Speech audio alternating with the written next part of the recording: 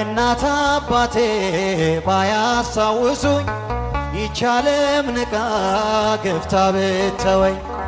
አንቺ ካለሽኝ ምን ሆናለሁ አውሎ ነፋሱን ባህሩን አልፋለሁ ጠላቴ ደርሶ ቢያንገላታኝ መከራ አብዝቶ ቢያስጨንቀኝ አላቋርጥም ያንቺን ምስጋና ውለታሽ ድንግል አለብ ልልልልልልል ስምሽን ጠርቼ መቼ ማርያም ብዬ ሰላም ሰላም ደጋ ቤት ላይ ሐሚያኩም የምጽናናበት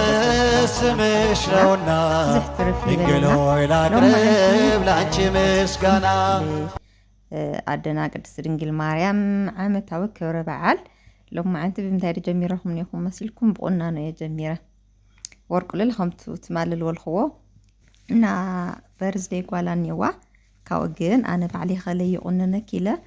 ባዕለይ ይቁንና ኣለኹ ቁናኖ ወዲኤ ይሰፍ ኣለኹ ማለት እዩ እዚ ኮሜንት ሃባኒ ይላመድ ኣለኹ እየ ብዙሕ ኣይኽእሊ ዝሮ ዝሮ ግን ልደራዕ ግን እንትን ይብሊ ኣይደርዕ ብዝበለ ብዚ ግን ቁናኖ ከርእየክን እየ ካብኡ ሰፋፍ ያለ ትኩር ይብለኹ ረኣያኒ ብዚ ኣገይረ እየ ጀሚረ እያ እኒአኹ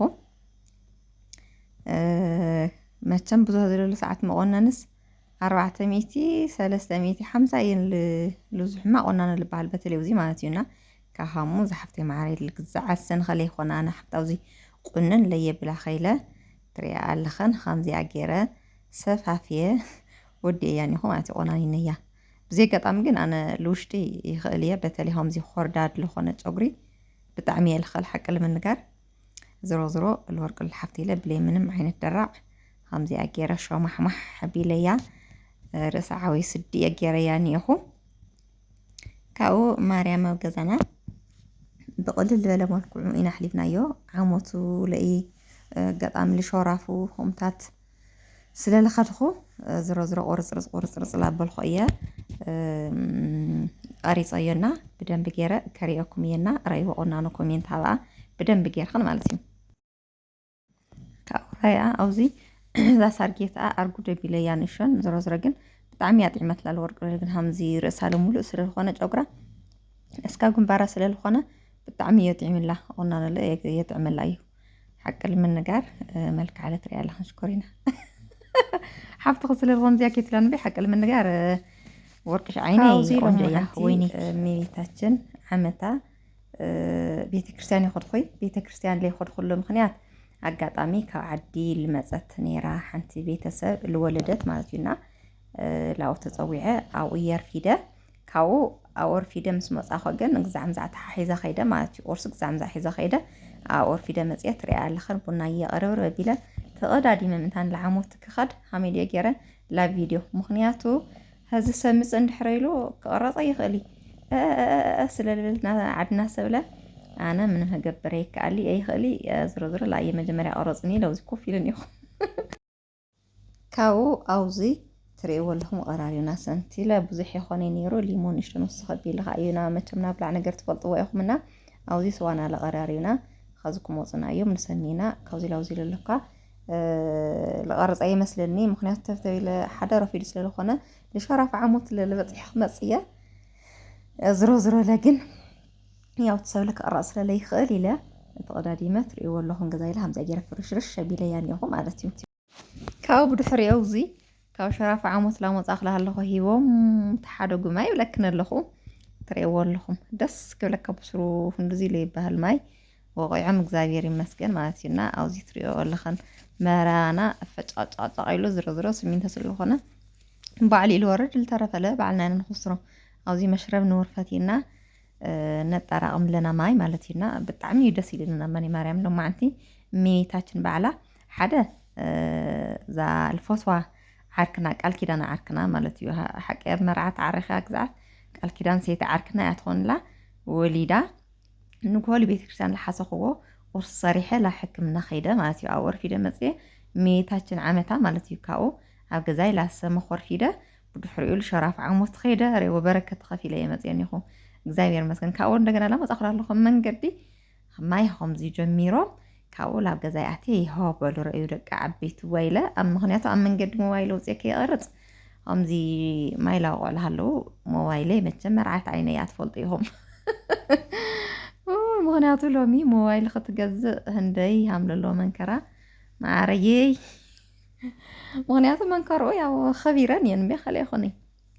ገንዘብ ካለ በሰማይ መንገድ አለ ደኾነ ነገሩ ግን ቅርሺ የለይ ባሕ ደቂ ዓበይቲ ዋይ 30-40 ሺሕ ሂብካሲ ሞባይል ብዙሕ ዝለሎ ሰዓት ንእሽተን ክብድ ይብል እዩ ምስ ኑሮ ለሎ ኢኮኖሚ ሎሚ ልለዋዕሉ ንእሽተን ክብድ ኢላቶ ስለለላ ብለለካ ተኸናኺንካ ሒዝካ ብለለካ ሃምሊ ኮነልካ ጌርካ ያው ግዜ እስካዕ ልወፅእ ምፅባይ ስለዝኾነት ማለት እዩና ትሪእዎ ኣለኹም ፃባ ሃልኾነ ማ እዩ ሎማዓንቲ ወቂዑ እኒኦ ብድሕሪኡ ኣብ ግብና ቡና ከፍልሕ እየ ሃምናት ማለት እዩ ቡናና ንሰቲና ብደንቢ ጌርኩም ስኻትኩም ላ ፅንሑ ግን ኣውዚ ካሜራ ብርሃን ምሉእ የብላይ ምክንያቱ ሲ ሃምቲ ኩሉ ግዜ ልብለክን መቸም ውላደይ ላየ ውላደይ ሃምዚ ቦርሳ እዩ ኩሉ ሰብ ማለት እዩ እና ቆልዓ እንድሕር ኔካ ኮይኑ እግሪ ተኽለ በተለይ ኣጎላጉል ፈሊጡ የፈለጠ ኣጎላጉል ተኮይኑ ብጣዕሚ ቸጋሪ ብጣዕሚ እየ ቸጋሪ ምክንያቱ ሕደግ ትብል ገለ ትብል ስለዝኾነ መሊአ ለየቀርፀልኩም መሊአ እንደገና ለለ ከምዚ ሙሉእ ለየቅርበልኩ ብሆም ምክንያት እዩ ስለዚ ለወለድክን ትፈልጦ ኢኽን ብደንቢ ጌርክን ትርዳእኒ ኢኽን ልብል ግምት እኒአኒ ማለት ኣብ ሕደግ ዘሎ ታይስሙታት ማለት እዩ ከምዚ ካሜራ ድቅነ ቢልካ ከይዱ ወይ ሜውርዳ ወይ ምሒዛ ካብኡ ይቋረፅ ወይም ለልኾነ ነገር ላቀረፅካ የኣትየካ ተይተሓሰበ ተቋርፆ ስለዝኾነ እዩና ትሪእዎ ኣለኹም እዚ ማይ ፃባ ይመስል ኣብዚ እኒኦ ማለት እዩ ካብዚ ቡናየይ ከሽከሽ ላበልኩ ረአዮ ቆጠባ ቡና ረያ ደቂ ዓበይቲ ረይዎ ህንዲ ዜና ሎሚ ሎምማ ቀደም ሓቀይ ከምዚ ስገም ልሓወስካ ዲ ገለመለ ይበሃል ነይሩ ግን ማለት ሂወት ሃመይ እዩ ግዜ እዩ ከም ዝገብረካ እና ትሪእዮ ኣለኹም ዝቡናለ ዜና ቀለየ ንክልተ ሰብ እየን ግን ላየ ሓንቲ እየን ኒዋ ልብዙሕ ከይመስለኩም ወይ ብለይ እና እዚአን ሃመይ ዲያ ክገብረን ተኾኽ ቢለ ቀስ ቢለ ብጣዛ ይፍልሐን ካብ ድሕሪኡ ሃመይ ልበላ ክኾናልና እየን ማለት እዩና እትሪእዎ ኣለኹም ቡና ለ ኣውዚ ቀደም ኣነ ታይ ደስ ይብለኒ ኣብዚ ዳሞ ጎጎ ኮይኑ ብዒባል ተሓበፀ ገለመለ እሞ 4 ፍንጃል ጌርካ ኣብ ዲስኮ ቆሎ ሙስክስ ከቢልካ ብጣዕሚ ደስ ዝብለኒ በቃ ናገባርና ማለት እዩ ካብዚ ትሪኦ ኣለኹ እግረ መንገድና ለ እኽሊ ንኣር ኣለና ኢና ኣብዚ ንኽረምቲ ናወለድና እዩ እዚ ሓቀይ ዘርኢ ትቐርብ ተሎ ሓንቲ ወላዲትና ጉጫጫፍ ኣፉ ገለመለታት ለኣርየት ገለመለታት የተቐምጥ ንሕና ለ ዝተረፈ እኽሊ ኣይድብለ ይነብሩ ስለዝኾነ ኣብዚ እግረ መንገድና ለእኽሊ ለኣረና እግረ መንገድና ለቡና ላሰተና ካብዚ መሬት ለርእይዎ ክስትርትር ቢልካ ካብኡ በቃ ንፋሱ ደስ ክብለካ በተለይ ግቢ ጃዕጃዕ ካብዚ ጨጉረይ ዘይት ዘይቱና ኮኮናት የገይረሉ እኒኹ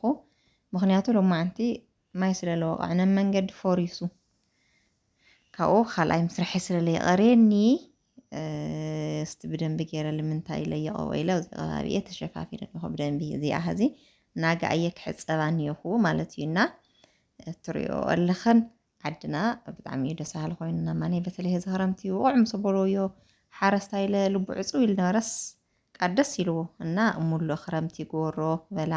ሎማዓንቲ ሜታችን ሃምዙ ብዙሕ ማይ ወቂዖም እኒአው